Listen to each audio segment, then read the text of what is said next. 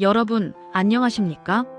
오늘 주목해야 할 소식은 2026년 2월 19일 대한민국 헌정사의 굵직한 획을 그은 윤석열 전 대통령과 그 측근들에 대한 내란죄 판결입니다. 서울중앙지방법원 형사 25부 지귀현 재판장 주재로 진행된 재판에서 윤석열 전 대통령에게 내란죄 혐의로 무기징역이라는 중형이 선고되었습니다. 이와 더불어 이번 내란 혐의에 연루된 주요 인물들에 대한 판결도 함께 내려졌습니다. 김용현 전 국방부 장관에게는 징역 30년, 노상원 전 국군정보사령관에게는 징역 18년이 각각 선고되었습니다. 조지호 전 경찰청장은 징역 12년을 선고받았으나 현재 건강 상태를 고려하여 법정 구속은 면하게 되었습니다. 반면 김봉식 전 서울경찰청장은 징역 10년을 선고받고 법정 구속되었습니다. 또한 목현태 전 국회경비대장은 징역 3년을 선고받아 법정 구속되었습니다. 하지만 김용군 전 국방부 조사본부 수사단장과 윤승영 전 경찰청 국가수사본부 수사기획조정관은 이번 내란 혐의와 관련하여 무죄를 선고받았습니다.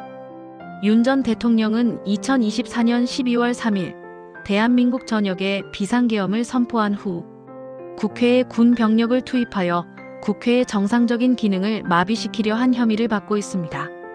재판부는 윤 전 대통령의 이러한 행위가 대한민국의 헌법 질서를 심각하게 훼손하는 국헌, 문란의 목적과 실질적인 폭동의 요건에 부합한다고 명확하게 판단했습니다.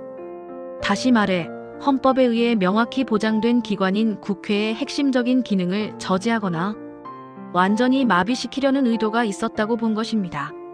재판 과정에서 재판부는 군 병력을 국회 내부에 투입한 행위가 이번 사건의 가장 핵심적인 부분이라고 강조하며 이는 국회의원들이 자유롭게 토의하거나 비상계엄, 해제 결의안을 의결하는 것을 원천적으로 봉쇄하려는 명백한 의도였다고 판단했습니다. 법원은 대통령 역시 헌법을 수호해야 할 책임이 있지만 국헌 문란의 목적을 가지고 내란죄의 주체가 될 수 있다고 보았으며 헌법에 명시된 국회의 권한을 심각하게 침해한 이상 내란죄가 성립된다고 판시했습니다. 더불어 재판부는 윤 전 대통령이 군 병력을 언제, 어떠한 방식으로 철수시킬지에 대한 구체적인 계획이나 로드맵이 전혀 존재하지 않았다는 점을 지적하며 이는 국회의 정상적인 활동을 장기간에 걸쳐 저지하려는 의도를 가지고 있었다고 밝혔습니다.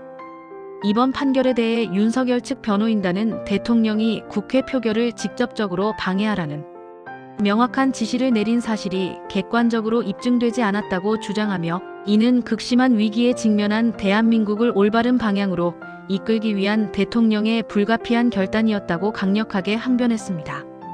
윤석열 측은 이번 재판 결과에 대해 이미 정해진 결론에 따른 요식행위에 불과하다라며 강하게 비판했고 특검 또한 양형에 대한 불만을 공개적으로 표명하며 즉각 항소할 의사를 밝혔습니다.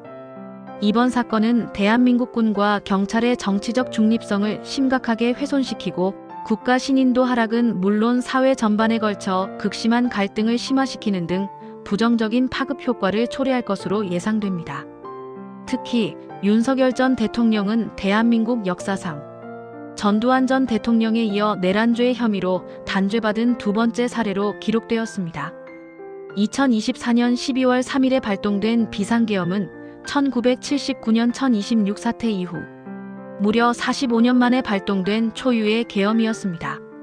계엄 선포 직후 국회는 즉각적으로 비상계엄 해제 결의안을 가결시켰고 여론의 거센 압박에 직면한 윤 전 대통령은 결국 계엄 해제 요구를 수용할 수밖에 없었습니다. 이후 국회는 윤 전 대통령에 대한 탄핵소추안을 가결하며 대통령직에서 물러나게 했습니다. 이번 판결은 대한민국의 헌정사에 매우 중요한 기록으로 남을 것이며 향후 정치, 사회, 법률 등 다양한 분야에 걸쳐 지대한 영향을 미칠 것으로 전망됩니다. 이번 판결과 관련된 더욱 자세한 분석과 심층적인 관련 소식은 이어지는 보도를 통해 자세하게 확인하실 수 있습니다. 오늘 시청해주셔서 진심으로 감사합니다.